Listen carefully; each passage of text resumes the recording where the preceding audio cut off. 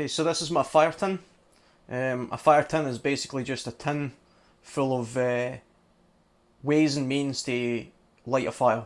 It's a particularly handy thing to have if you're going somewhere that you're going to have a particular problem lighting a fire, like you think you're going to have a lack of resources of some kind, or it's a particularly difficult environment to light fires, such as maybe the jungle. This is an absolute must if you're going to the jungle, or anywhere that's got particularly high humidity or really wet environment.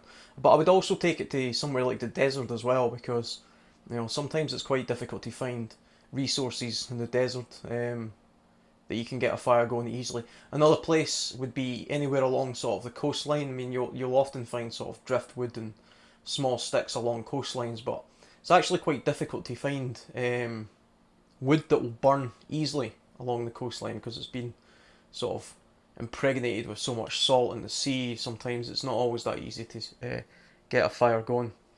The kind of tin that I've chose is a tobacco tin. I've also seen people using survival type tins and things like that. The problem with those survival type tins is they often kind of look like this. It's a sort of like cheap sort of aluminium type tin, and you can see that the lid has actually got like a clear plastic thing, which pretty much makes the lid useless in my opinion for using it as quite a lot of other things, because the tin itself can be a handy commodity to have. First off, you'll see I've got a piece of duct tape on top of the tin, and the reason for that being that there's a hole in the tin, so the tin itself I can use to char cloth. It would be my char cloth tin. You just put a piece of cotton inside the tin, and then you seal it up, obviously with the duct tape off, just the hole exposed, and you basically char the cloth inside the tin. And char cloth will take a spark, even the most minute of sparks, really easily, so it's an excellent thing to have. You can incidentally, by the way, put char cloth into these tins. I just haven't got any. Otherwise I probably would put a little bit in there as well. The tin itself you could also use for boiling water, cooking in an emergency, I suppose. And well, it's a tin can. I'm sure you can think of a million different things to use it for. But getting to the contents of the tin itself, you'll notice straight off something that not a lot of people seem to carry, and I don't know why, is little strips of rubber. This is just strips of rubber from an inner tube from a bike wheel. A lot of these tins that people put together, they're full of things like fat wood and birch bark or some other sort of like piece of tinder that they don't intend on having something that takes a spark. They're really just really interested in something that they can light with a flame. I tell you, nothing is better than a piece of inner tube for that. It's completely waterproof. It's far more robust. It doesn't weigh very much. I mean, you could throw this in water, it'll float. You can take it out, wipe it off, and when you put a flame to it, it's still going to light. Anybody that's ever burnt rubber before knows that it will burn hot, and for a good bit of time. A nice flame might also drip flames a little, so you don't want to touch it. It's not very environmental in the sense that you'll get black smoke and stuff off it, but if you need an absolute surefire way of getting a fire going, then a piece of inner tube is definitely the way to go. I pack my tin full of them because every single one of these, even half of one of these, with half of one of these, I know for a fact, almost 99 out of 100 times, or maybe even more, I'll get a fire going with just a piece of this, if I've got a means to light this, of course, which is why you have the other things in the tin. Another thing is people will carry cotton buds or something similar, usually soaked in something like Vaseline or some other sort of fuel in order to get... The problem with Vaseline soaked cotton buds is Vaseline is sort of glutinous and sticky and sort of messy. You have to keep it in a little bag and peel bits out of it, and the Vaseline itself isn't that flammable really, in combination with something like cotton wool, it'll certainly burn the cotton wool for much longer. But it's much better to have something like this. These are DIY mini infernals. I made a video separately on how to make these really inexpensively. And the beauty of these things is that not only do they pack really, really flat, You don't have to put them in a separate little bag or nothing because they're completely waterproof as they are. It's a sort of wax impregnated type piece of cotton wool, but there's no, it's sticky free, and you can get quite a few of these in there as well. So these I would recommend over Vaseline soaked balls. The other thing about these as well is you don't have to burn the entire thing. What I would do if I was in a situation where I was trying to be really conservative with my resources is I would maybe quarter these, and even with one of the little segmented quarters, you can then half that quarter like across the top, so like you peel the top of it off, and then you can use each little bit of them to get your fire going. It's basically just a means of sort of like quick light timber, I suppose. What else in the tin? Got a bunch more pieces of rubber.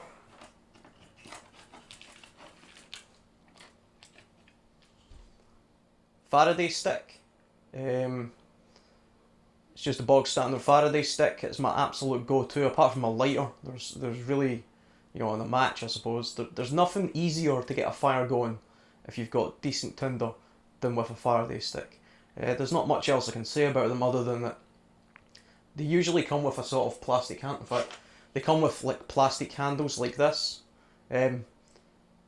Just pull that off because it's just glued on there anyway, and it's this is a glow in the dark one, but it hasn't really got much of a use. It doesn't even glow in the dark that well, and they tend to fall off anyway, and all it's doing is taking up room. So pull this thing off and then replace it with a decent amount of duct tape, a nice big strip of duct tape.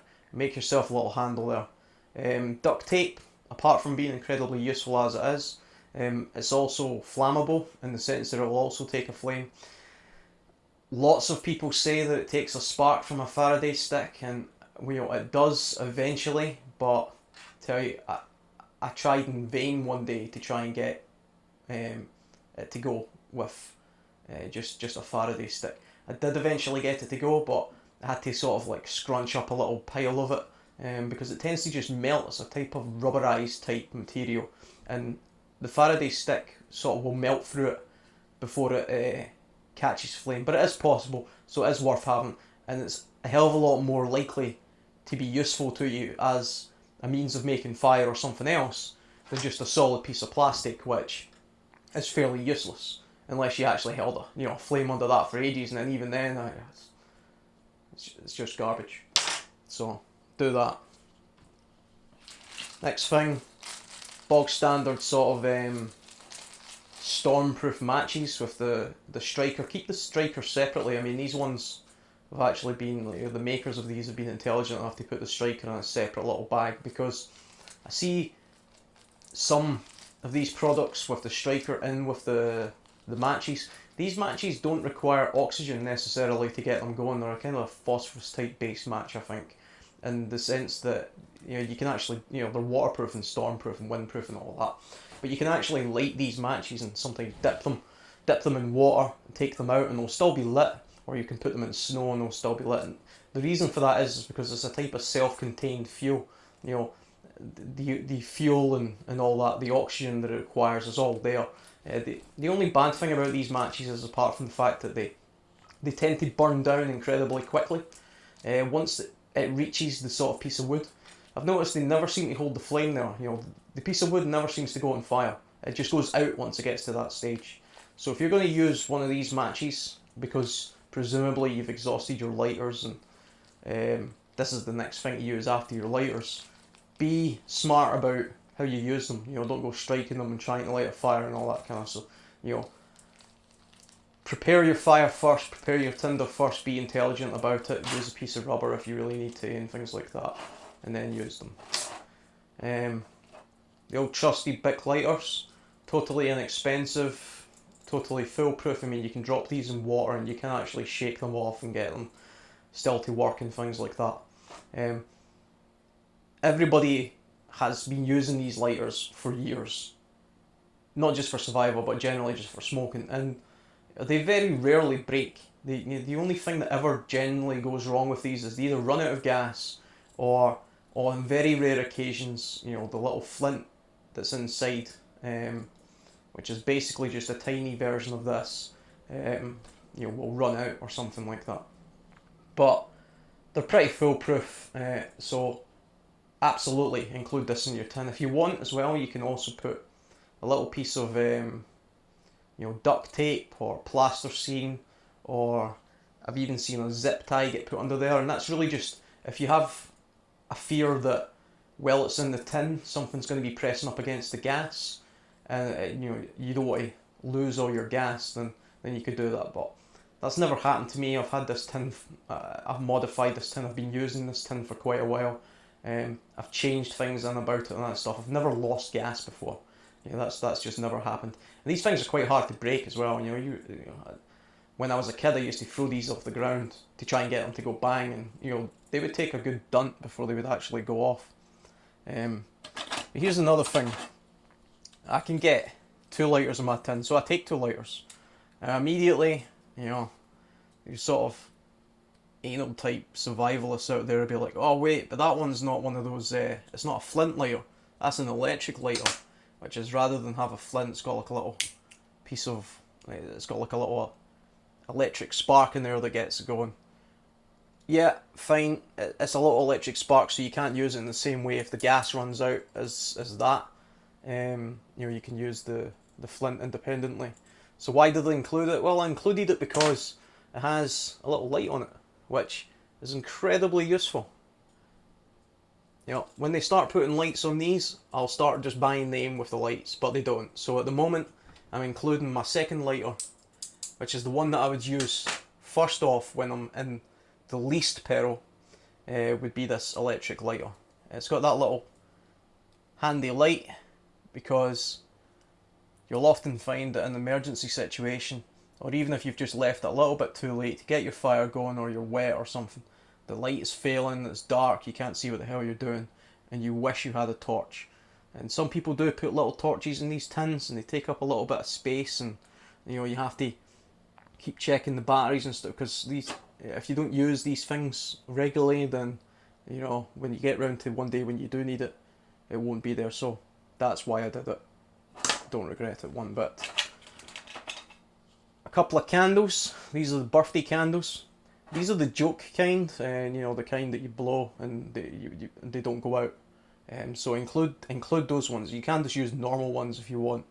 It doesn't make much of a difference. It's really just a way of, if you absolutely need to, get that fire going and you only have one little chance, this is just a way of extending that flame, that last little bit. These are what I would use once I'd exhausted pretty much everything else, and I just had one tiny little flame. Maybe one of these in combination with a match would be a good idea. You could probably get more than 2 in this tin as well. Absolutely pack the tin full of as much of this stuff as you possibly can, because you don't want to regret not being able to do that, not having something when it comes time to use it.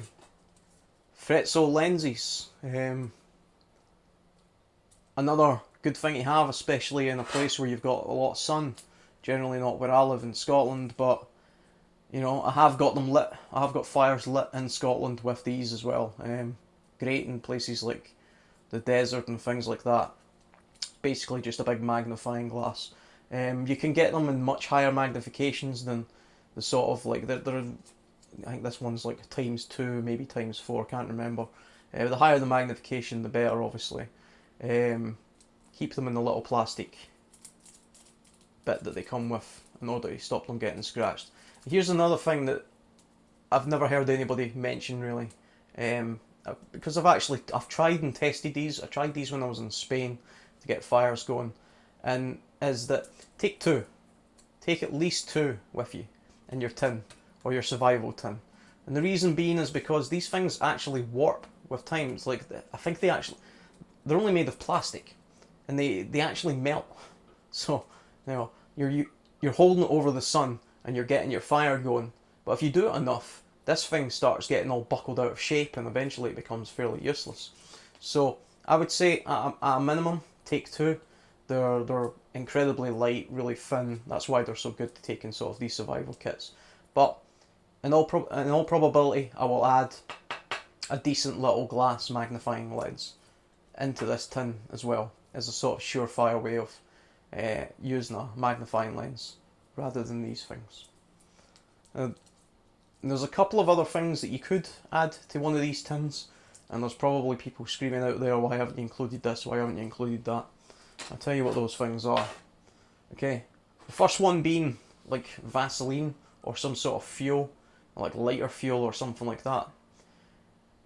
Like I said earlier, like you can use Vaseline to, on cotton wool or cloth and things like that. If you're going to do that, you can either take the tiny little tins or you can use this. This is like a Vaseline lip balm type stuff, It has other uses as well, but I suppose, it fits in the tin. You can see it fits in the tin really nicely.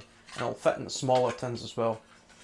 But, to be honest, after trying it a few times using this tin and using Vaseline and things like that, I just found that I just didn't ever really need to use this. It just got in the way and it just took up space. Another thing, and this is probably the most controversial sort of decision, or people that will disagree with me the most, is you have these. This is a magnesium block. Lots of people rage about these and how good they are and things like that. Personally, these are complete shit. Okay, there's no point to taking this if you spend a little bit of time thinking about what you're doing. Of course, the general idea being that it's a sort of magnesium block, and you'd use your striker to sort of, eventually you'd sort of grind it right down until you get, shavings, and then you can light those shavings with your Faraday stick or whatever, and yeah, they work. If you grind up enough of these shavings, magnesium shavings will burn extremely hot, and you will definitely get a fire going. So why don't I take them? Well, the reason being, we'll look at it, it's enormous for a start. It's quite a heavy, I suppose it's not that heavy, but it's a big item. In my tin, it's taking up far too much space for my liking. And you think, well, why is it taking up space? Well, because for the space that this thing takes up, I can take 3 or 4 of these. Okay, sometimes they come with a little thin strip of this in there that everybody seems to lose. But I could take 3 or 4 of these in place of this. Why would I take 3 or 4 of these, or even one of these over this? Well, the reason being that because other than the shavings that you grind down from this, it hasn't got any other real use as far as I can see. You need this in order to get this to work. Okay? So without this thing's pretty useless. It's just taking up tons of space. This, however, you can use this exactly the same way of that. You just have to be a little bit more careful about it. Now, if you strike it hard, you're going to get your sparks, but you can just as easily grind down. You can grind down this and get yourself a nice little tinder bundle as well. Now, granted, the one thing you've got to watch with this is you should do it in a couple of parts. Get yourself a little bundle, move it to the side, and then start again, because obviously once that takes a spark, the whole thing's going to go, and it's easy to accidentally sort of spark this. But with a little bit of patience, a Faraday stick will work exactly the same way, maybe even better, than one of those magnesium rods.